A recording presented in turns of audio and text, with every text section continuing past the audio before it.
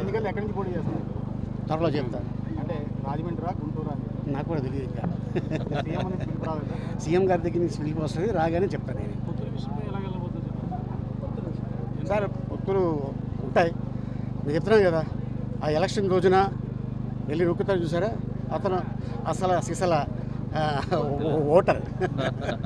మీరు నేను కాదు. మరి పవన్ కళ్యాణ్ గారు జిల్లా వస్తున్నారని చెప్తా ఉన్నారు. మరి గతంలో ఒకసారి రాజమండ్రి వచ్చారు, వచ్చిన తర్వాత ఏదో ఒక ఆఫీస్ ఓపెన్ చేశారు.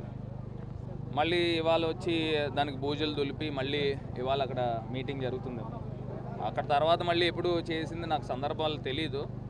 కాకపోతే నేను ఒకటే నా సైడ్ నుంచి, అంటే నేను ఆయన గురించి అంత మాట్లాడే అంత వ్యక్తిని కాకపోయినప్పటికీ కూడా నేనైతే ఒకటైతే నేను చెప్తాను. ఇప్పుడు ఇవాళ బీజేపీ అనే పార్టీ ఆంధ్రప్రదేశ్లో 1% ఓట్ షేర్ కూడా లేదు.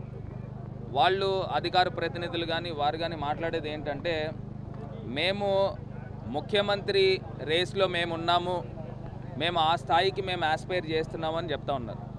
మరి గతంలో జనసేన పార్టీకి 6-7% ఓట్ షేర్ వచ్చింది. మరి వాళ్ళు చెప్తా ఉన్నారు మా ఓట్ షేర్ ఇంకా పెరిగిందని.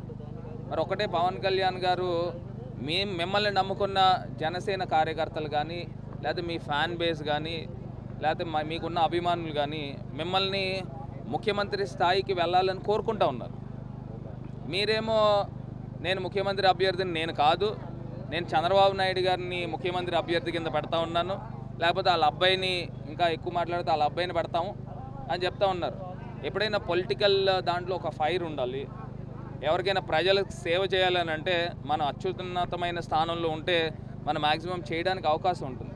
అంతేగాని పక్కన వాళ్ళకి మనం పల్లకీలు మోయడానికి మన కార్యకర్తలు, మన జనసేన నాయకులు, మీ నాయకుల్ని మీరు ఉపయోగించుకోవడం అనేది అది ఎంతవరకు అనేది మీరే ఆలోచించుకోవాల్సిందిగా కోరుతాం.